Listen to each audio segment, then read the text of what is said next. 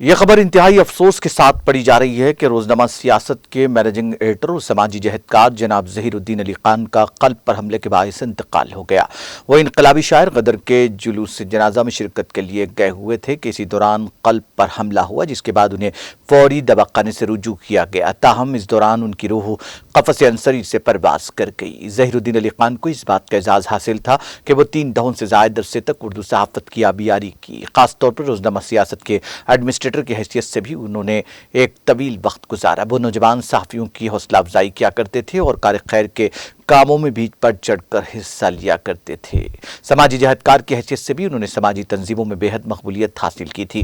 ایک ملنسار شخصیت کے طور پر ان کی زبردست پہچان تھی۔ ان کے چاہنے والے انہیں ظہیر بھائی کہہ کر پکارتے۔ ان کی رحلت کی خبر نے جڑواں شہروں میں صحافتی، ادبی، سماجی حلقوں میں صدمے کی لہر دوڑا دی۔ ان کی میت ان کی خیامگاہ باقی لکڑی کا پل میں رکھی گئی، جہاں مختلف سیاسی اور سماجی شخصیتوں کا تانتا بندھا ہوا ہے۔ اسی دوران ایڈیٹر سیاست زاہد علی خان نے ان کے انتقال کو شخصی قرار دیتے ہوئے اسے ناقابل تلافی نقصان قرار دیا۔